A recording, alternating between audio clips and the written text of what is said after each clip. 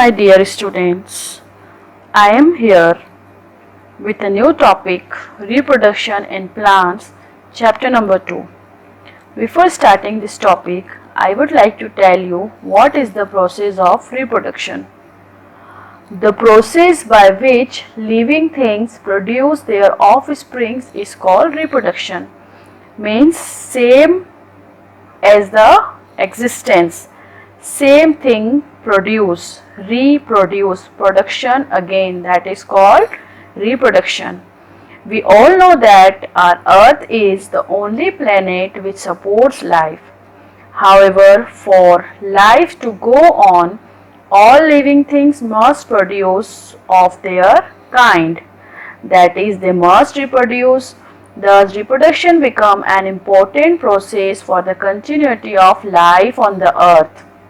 Reproduction in plants is important not only for them but for animals and human beings also.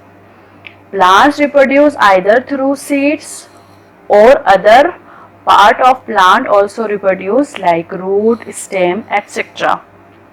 Reproduction from seed we will see in this chapter. As discussed in earlier classes, new plants mostly arise from seeds.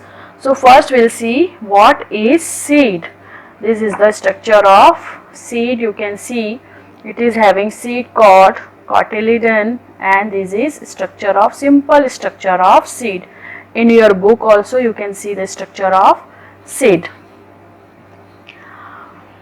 A seed grows into a seedling when it is sown in the right type of soil and it receives sufficient amount of water, air and warmth.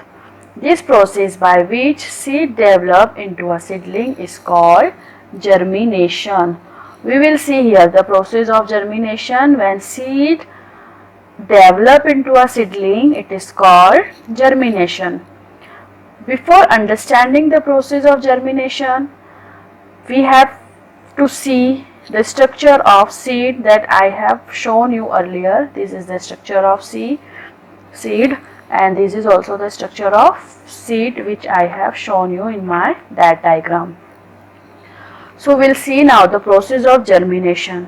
The development of seed into a seedling is not a single step or process. Before growing into a fully grown plant, a seed has to go through a number of stages. These stages are as follow.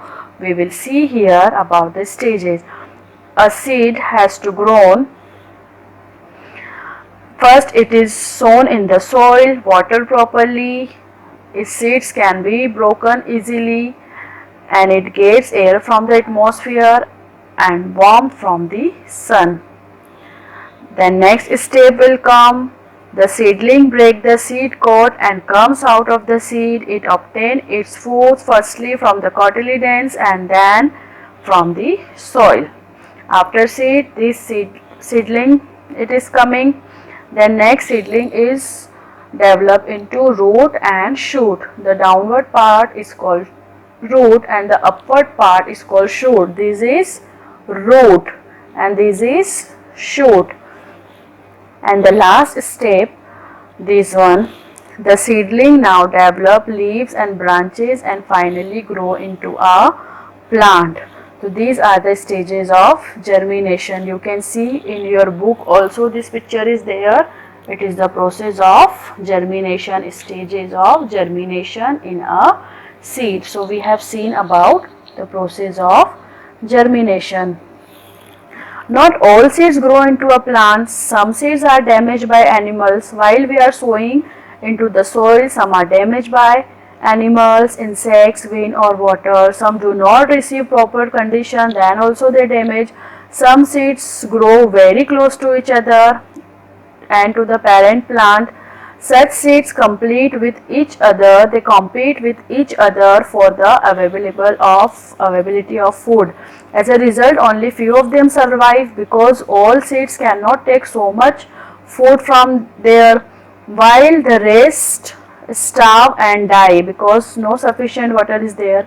To avoid growing very close to each other, plants take the help of agents like wind, water or animals to scatter their seed.